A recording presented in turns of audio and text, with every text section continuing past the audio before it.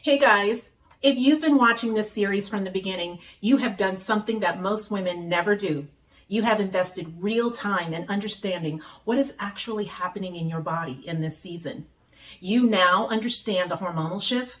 You understand the metabolic consequences. You understand the tools that exist from lifestyle to GLP-1 therapy to HRT. Now it is time to put it all together because information without a plan is just information.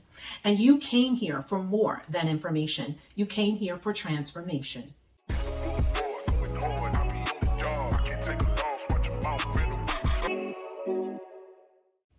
Hi, I'm Cathy Bracken, and welcome back to my channel. If you're new here, welcome. I appreciate each and every one of you taking time to drop by and hang out with me for a bit. Please don't forget to subscribe, tap the notification bell, and give the video a thumbs up.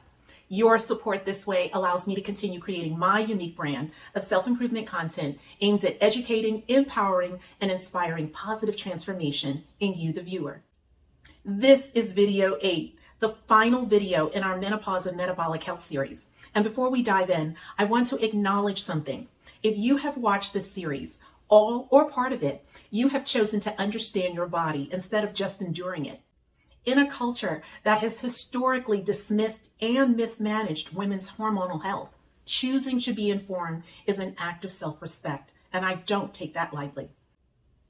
Every woman navigating the menopause continuum deserves to understand what is happening in her body and have access to the full range of tools available to her.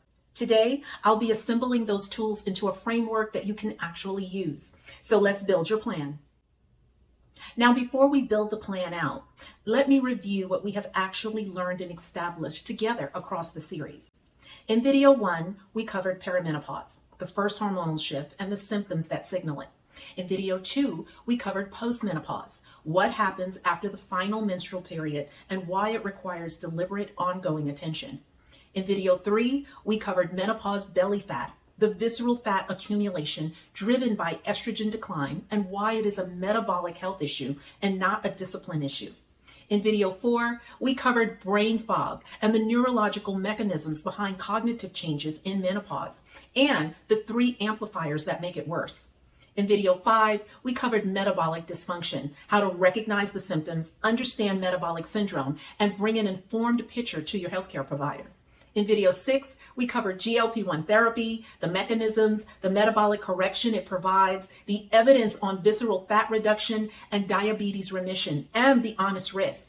In video 7, we covered HRT, the real science behind hormone replacement therapy, the connections to 20 years of misread research, and how to have an empowered appointment with your doctor. Now we build the plan. Your menopause health plan is built on 5 pillars. Each one maps directly to the mechanisms we covered in the series. Each one is evidence-based. Each one is within your control to act on starting today. The 5 pillars are Metabolic Foundation, Hormonal Conversation, Brain and Mood Health, Body Composition and Strength, and Medical Partnership. Now, let's go through each one with what it means, the one key action, and the one question to ask yourself right now. Pillar 1, Metabolic Foundation. What it means: managing blood sugar, reducing visceral fat, and supporting the metabolic environment your body is now operating in, as we covered in videos 3 and 5. The key actions: prioritize protein at every meal. 1.2 to 1.6 grams per kilogram of body weight per day. Eat to support blood sugar stability and not just caloric targets. Treat sleep as a metabolic health intervention. 7 to 9 hours is not luxury. It is a biological requirement. And manage chronic stress deliberately because cortisol drives visceral fat storage. The question to ask yourself: am I currently eating enough protein and sleeping enough hours to support my metabolic health? Pillar 2, Hormonal Conversations. What it means: understanding your hormonal status. Where are you on the menopause timeline? What do your levels look like? And what options exist for your hormonal support? Key actions: ask your provider for a full hormonal and metabolic panel. And request a bone density scan if you've not had one. And bring the HRT conversation to your next appointment with the current evidence we covered in video 7. Now, if you're not a candidate for a systemic HRT, ask specifically about local vaginal estrogen. The question to ask yourself, do I actually know where I am in the menopause timeline? And have I had a real evidence-based conversation about hormonal support? Pillar 3, brain and mood health. What it means. Protecting cognitive function through metabolic, sleep, and stress strategies that directly support brain health, as we covered in video 4. The key actions: prioritize sleep, manage cortisol, and address blood sugar dysregulation, because all 3 are direct amplifiers of menopause brain fog. Social connection and mentally engaging activities are evidence-based brain health strategies as well. The question to ask yourself: am I treating my cognitive health as a priority or accepting brain fog as something I just have to live with? Pillar 4, body composition and strength.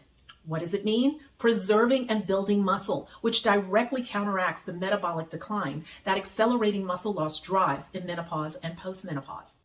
The key actions, you guessed it, resistance training. This is non-negotiable at this stage in life.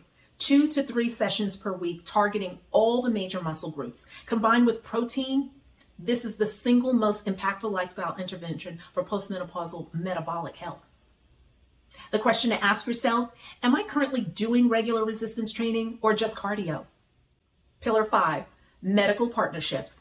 What does it mean? Moving from passive patient to active participant in your healthcare.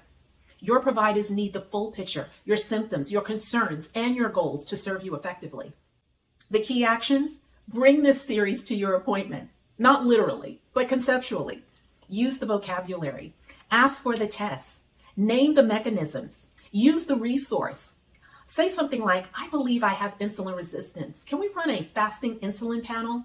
It's a different conversation than, oh, I just feel off. You have the language now use it. And if access to menopause-informed care is challenging in your area, telehealth platforms and menopause specialists exist specifically for this reason. You do not have to settle for a provider who dismisses your experience. The questions to ask yourself: am I a partner in my own healthcare, or am I waiting to be managed? Now, everything we've covered in this series, the self-assessments, the appointment preparation, the questions, the metabolic health checklist, I have pulled together in a free resource called the Menopause Health Starter Kit. It includes your menopause health audit and your HRT and GLP-1 appointment questionnaires. Everything you need to walk into your next healthcare conversation prepared. The link is in the description below. Get it, use it. It's my gift to you. Now, I believe this series is one of the most important topics covered on this channel, because it's not just information. It's the education that most of us were never given. And if even one video in this series has changed your perspective, your understanding, and the conversations that you'll have with your doctor, or helped you to understand your body in a way that shifted something for you, then it was worth every minute. Thank you for being here. Thank you for investing in yourself. And thank you for being part of this community. Don't forget to subscribe, tap the notification bell, and give the video a thumbs up and share. Guys, it has been a real pleasure doing this video series. I'm Cathy Bracken, and I'll see you in the next video. Until next time, make today amazing and be well.